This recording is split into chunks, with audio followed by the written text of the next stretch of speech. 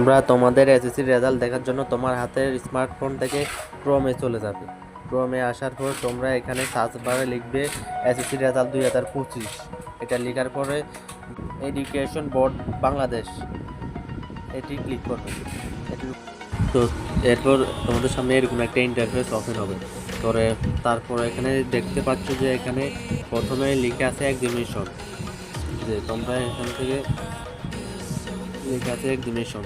তোমরা এক্সামিনেশন এখানে SSC board কোনটা সিলেক্ট করবে।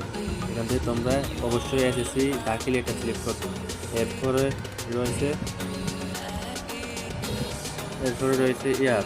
ইয়ারে তোমরা এখানে 2025 সালে যদি হয়ে থাকো তাহলে 2025 সাল থাকবে। এরপরে রয়েছে বোর্ড।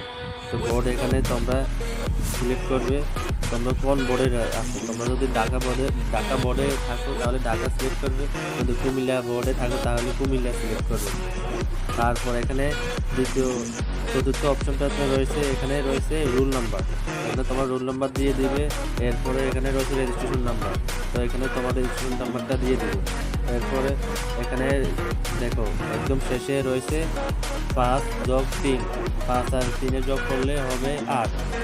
তো তোমরা এই ঘরে ক্লিক করে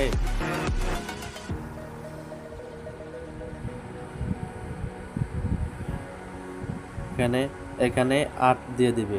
8 দেওয়ার পর এখানে দেখতে পাচ্ছ এখানে লেখা আছে সাবমিট। এই সাবমিটের উপরে ক্লিক করলে তোমাদের রেজাল্ট শো হয়ে যাবে। তো আজকের ভিডিও এতটুকু পর্যন্ত, আশা করি তোমরা পারবে।